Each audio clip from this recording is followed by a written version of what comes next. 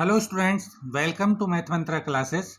बच्चों, हमने पिछले वीडियो में प्रश्नावली 5 समांतर श्रेणी से संबंधित है इसका इंट्रोडक्शन पढ़ लिया था। इसके बेसिक कंसेप्ट हमने समझ लिए थे। तो जिन बच्चों ने वो वीडियो नहीं देखा है, पहले वो वीडियो देखें और उसके बाद में प्रश्नावली 5.1 के सवाल करें।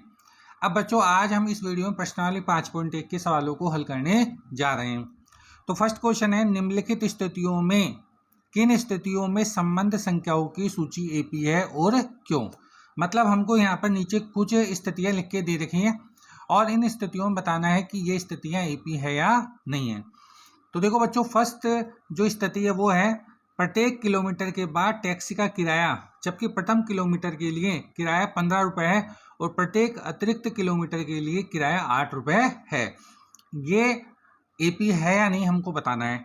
तो बच्चों देखो, इस सवाल का मतलब ये है कि एक टैक्सी का किराया है, अगर आप 1 किलोमीटर तक जाते हो तो प्रथम किलोमीटर का किराया तो आपको 15 रुपये देना पड़ेगा और प्रत्येक अतिरिक्त किलोमीटर के लिए 8 रुपये देने पड़ेंगे। मतलब 1 किलोमीटर तक तो 15 रुपये देने और फिर एक के बाद जैसे जैसे किलोमीटर बढ़ते जाएंगे वैसे वैसे 8 रुपये और बढ़ते जाएंगे। तो बच्चों देखो, प्रथम किलोमीटर का किराया तो 15 रुपये और प्रत्येक अतिरिक्त किलोमीटर का किराया 8 रुपये। इसका मतलब है कि जब 0 से 1 के बीच में चलेंगे तो हमको किराया देना पड़ेगा 15 रुपये। 15 रुपये किराया है। अब प्रत्येक अतिरिक्त किलोमीटर का किराया 8 रुपये, मतलब यहाँ से स्टार्ट करके और यहाँ तक 1 किलोमीटर तक तो 15 रुपये देने हैं। अब 1 किलोमीटर से 2 किलोमीटर तक अगर कोई जाता है तो उसको 8 रुपये देने पड़ेंगे। मतलब 15 तो देगा ही देगा वो यहाँ से यहाँ तक के, और 8 रुपये और देगा। तो 15 में 8 जोड़ देंगे तो 15 प्लस 8, तो 15 8 कितने हो गए 23। तो पहले तो 15 दे रहा है और फिर कितने दे रहा है, 15 8 23 देगा। फिर मान लो वो आगे और चलता है, 2 से 3 किलोमीटर तक जाता है तो यहाँ 15 दे चुका है, यहाँ पर 5 देगा और फिर यहाँ के लिए 5 देगा। तो 15 में फिर 8 जुड़ जाएंगे, तो 15 और 8 23 और 8 कितने हो गए 31 रुपये देगा। इसी तरीके से कोई यहाँ से यहाँ तक जाता है तो पहले यहाँ से यहाँ तक के तो 15 रुपये देगा, फिर यहाँ से यहाँ तक के 8, फिर 8, फिर 8, मतलब 15 में 8 3 बार जुड़ जाएगा और इसी तरीके से आगे चलता रहेगा तो आ जाएगा 39 रुपये। फिर और आगे देगा तो इसमें 8 और जोड़ देंगे तो 39 8 कितने हो गए 47, फिर 8 और जोड़ दो तो कितने हो गए 47 और 8 55। इस तरीके से आगे के रुपए देता जाएगा। तो हमारे पास ये एक श्रेणी आ गई। अब यहाँ देखो, इन दोनों में कितने का अंतर है, 8 8 का अंतर है इन पदों में। तो जब 8 8 का अंतर है तो ये एक समांतर श्रेणी है, तो हम लिख देंगे एपी है। नेक्स्ट है बच्चों, किसी बेलन में उपस्थित हवा की मात्रा जबकि वायु निकालने वाला पंप प्रत्येक बार बेलन की शेष हवा का 1/4 भाग बाहर निकाल देता है। मतलब कोई बेलन है, उस बेलन में हवा भरी हुई है और एक पंप है जिससे उस बेलन से हम हवा बाहर निकालते हैं, और जब हवा बाहर निकालते हैं तो जितनी उसमें हवा है ना उसका 1/4 भाग बाहर निकाल देता है हवा हर बार। तो बताओ इस तरीके से जो सीरीज बनेगी वो एपी है या नहीं है। तो बच्चों, हम मान लेते हैं कि बेलन में उपस्थित हवा की मात्रा v है। v मतलब वॉल्यूम है। अगर आप चाहो तो x मान लो, y मान लो, z मान लो, उससे कोई फर्क नहीं पड़ता। तो हमने मान लिया v है, तो बेलन में उपस्थित हवा की मात्रा v है। तो सबसे पहले जो बेलन में हवा है की मात्रा v है। अब इसमें से 1/4 भाग बाहर निकाल दिया जाएगा। तो v में से v का 1/4, v का 1/4 का मतलब है v/4, इसमें से घटा देंगे, इतने हवा बाहर निकाल देंगे। तो घटाएंगे तो कितना आ जाएगा, यहाँ लघुत्तम तो आ जाएगा 4, 4 को v से गुणा करेंगे तो 4v आ जाएगा माइनस v, और 4v में से v माइनस करेंगे तो 3/4v आ जाएगा हमारे पास। v में से v का v/4 घटा दिया, चौथा हिस्सा घटा दिया। अब अगली बार फिर हवा निकालेंगे तो इसमें से इसी का 1/4 हिस्सा बाहर निकाल देंगे, तो 3v/4 में से 3v/4 का चौथा हिस्सा निकाल देंगे, मतलब इसको 1/4 से गुणा करके इसी में से घटा देंगे। तो देखो बच्चों, इसको कैसे हल करेंगे, 3v/4 और ये जाएगा -3v/16, और इसका लघुत्तम लेंगे तो लघुत्तम आ गया 16, 4 चौक 16, 4 तिया 12, तो 12v और -3v। 12 में से 3 माइनस करेंगे तो कितना बचेगा 9, तो आएगा 9v/16 और 9/16 को हम लिख सकते हैं 3/4 का स्क्वायर। 3 का स्क्वायर 9 गया, 4 का स्क्वायर 16 हो गया, तो v ऐसे कैसे रह गया। तो पहले v है, फिर 3v/4 है, फिर 3/4 का होल स्क्वायर v। इस तरीके से आगे चलता रहेगा। तो हम लिख देंगे v 3/4v और 3/4 का होल स्क्वायर v। इस तरीके से ये चलेगा। ये हमारे पास बन गई एक श्रेणी। अब बताना है कि एपी है या नहीं। तो देखो बच्चों, ये एपी नहीं है, क्योंकि यहाँ पर जो अंतर आ रहा है ना वो अलग अलग आ रहा है।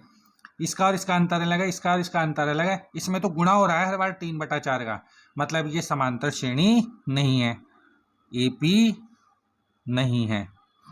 क्योंकि समांतर श्रेणी में एक ही चीज जुड़ती है या घटती है, जबकि इसमें देखो 3/4 गुणा हो रहा है, इसलिए एपी नहीं है। और आप इसमें से इसको घटाओ और इसमें से इसको घटाओ तो अंतर समान नहीं आएगा, इसलिए एपी नहीं है। थर्ड पार्ट है बच्चों, प्रत्येक मीटर की खुदाई के बाद एक कुआं खोदने में आई लागत, जबकि प्रथम मीटर की खुदाई की लागत 150 रुपये है और बाद में प्रत्येक मीटर की खुदाई की लागत 50 रुपये बढ़ती जाती है। मतलब पहले 1 किलोमीटर का खड्डा खोदेगा तो 150 रुपये लगेंगे, फिर उसके आगे एक और 1 मीटर और खोदेगा तो फिर 50 रुपये और लगेंगे। इसी तरीके से बढ़ते जाएंगे। तो बच्चों देखो, प्रथम मीटर खुदाई की लागत तो दे रखी है 50 रुपये और बाद में प्रत्येक मीटर खुदाई की लागत दे रखी है 50 रुपये। इसको ऐसा मान लो, जैसे मान लो ये सतह ये जमीन है यहाँ पर और फिर यहाँ से लेकर यहाँ तक खोदता है, मतलब 1 मीटर तक खोदता हो तो उसके लगेंगे 150 रुपये यहाँ पर। अब 1 मीटर से 2 मीटर तक खोदता है तो 150 रुपये तो देगा ही, 50 रुपये और देगा। फिर अगर यहाँ से लेकर यहाँ तक खोदता है तो 2 से लेकर 3 तक के लिए 50 और देगा, फिर 50 और देगा, फिर 50 और देगा। इस तरीके से आगे चलता जाएगा। तो देखो, यहाँ से लेकर यहाँ तक तो 150 रुपये, फिर यहाँ से लेकर यहाँ तक 150 और 50, फिर यहाँ से लेकर यहाँ तक 150, 50 और 50, फिर यहाँ से लेकर यहाँ तक तो 150, 50, 50 और 50 रुपये देगा। इस तरीके से 50 रुपये बढ़ते जाएंगे। तो बच्चों देखो, पहले मीटर की खुदाई के लिए तो 150 रुपये देगा, फिर जब एक बार 1 मीटर और खोदेगा तो इसमें 50 रुपये बढ़ा देगा, तो 150 प्लस 50। फिर अगले मीटर की खुदाई करेगा तो फिर 50 रुपये बढ़ा देगा, फिर अगले मीटर की खुदाई करेगा तो फिर 50 रुपये बढ़ा देगा। ऐसे 50-50 रुपये बढ़ते जाएंगे और आगे चलता जाएगा। तो यहाँ तो आ गया 150, ये आ गया 200, इन तीनों को जोड़ेंगे तो 250, इन तीनों को जोड़ेंगे तो कितना आ गया 300। इस तरीके से चलता जा रहा है। तो देखो, इन दोनों में 50 का अंतर है, इन दोनों में 50 का अंतर है, इन दोनों में 50 का अंतर है। सब जगह 50-50 का अंतर है, मतलब सभी जगह पर समान अंतर है, इसलिए एपी है। अब बच्चों फोर्थ पार्ट है, खाते में प्रत्येक वर्ष का मिश्रधन, जबकि 10,000 रुपये की राशि 8% वार्षिक दर से चक्रवृद्धि ब्याज पर जमा की जाती है। मतलब यह है कि इसमें 10,000 रुपये बैंक में जमा करा दिए तो ये तो हो गया मूलधन, और हर साल उसे 8% के हिसाब से ब्याज मिलता जाएगा और ब्याज मूलधन में जुड़ेगा तो मिश्रधन बन जाएगा। तो हर बार जो जमा करके राशि बन रहा है, मिश्रधन बन रहा है, मतलब हर साल का ब्याज जुड़ के जो मिश्रधन हमको प्राप्त हो रहा है। तो इस तरीके से जो श्रेणी बनेगी वो समांतर श्रेणी है या नहीं, हमको ये बतानी है। तो बच्चों देखो, मूलधन तो 10,000 रुपये है, मतलब बैंक में 10,000 रुपये जमा कराए हैं। अब दर है 8% की, 8% के हिसाब से उसे ब्याज मिलेगा और वो ब्याज वापस मूलधन में जुड़ जाएगा तो मिश्रधन आ जाएगा। तो बच्चों, चक्रवृद्धि ब्याज में जब हम मिश्रधन निकालते हैं तो मिश्रधन का सूत्र होता है मिश्रधन बराबर मूलधन 1 प्लस दर बटा 100 की घात समय। अब यहाँ पर जो मिश्रधन है वो हमको ज्ञात करना है, मिश्रधन हमको ज्ञात करना है और मूलधन दे रखा है 10,000 रुपये, तो मूलधन की जगह तो हमने लिख दिया 10,000 रुपये, और दर दे रखी है 8%, तो दर की जगह रख दिया 8%। और समय अब हम लिखेंगे तो समय पहले 1 वर्ष हो जाएगा, फिर 2 वर्ष, 3 वर्ष, 4 वर्ष, ऐसे चलता रहेगा। तो पहले वर्ष का मिश्रधन कितना होगा 10,000, 1 + 8/100⁻1 पहले वर्ष का मिश्रधन है। फिर दूसरे वर्ष का मिश्रधन क्या होगा? 10,000 1 + 8/100⁻2। यहाँ पर समय 2 आ जाएगा। और फिर ऐसे तीसरे वर्ष का निकालेंगे तो 10,000 1 + 8/100⁻3। इस तरीके से आगे चलता रहेगा। तो देखो बच्चों, यहाँ पर 1 घात लगा दिया, 2 लगा दिया, 3 लगा दी। तो ये तो है पहले वर्ष का मिश्रधन, ये है दूसरे वर्ष का मिश्रधन और ये तीसरे वर्ष का मिश्रधन। तो देखो इसमें ये फैक्टर गुणा होता जा रहा है, मतलब इनका अंतर समान नहीं होगा क्योंकि ये समांतर श्रेणी नहीं है। यहाँ पर एक ही चीज से गुणा हो रहा है, बार बार इस ब्रैकेट से गुणा हो रहा है, जबकि समांतर श्रेणी में एक ही चीज जुड़ती है या घटती है। तो ये समांतर श्रेणी नहीं है क्योंकि इसमें गुणा हो रहा है, जबकि समांतर श्रेणी में या तो प्लस होती है या माइनस होती है। तो हम लिख देंगे AP नहीं है, AP नहीं है।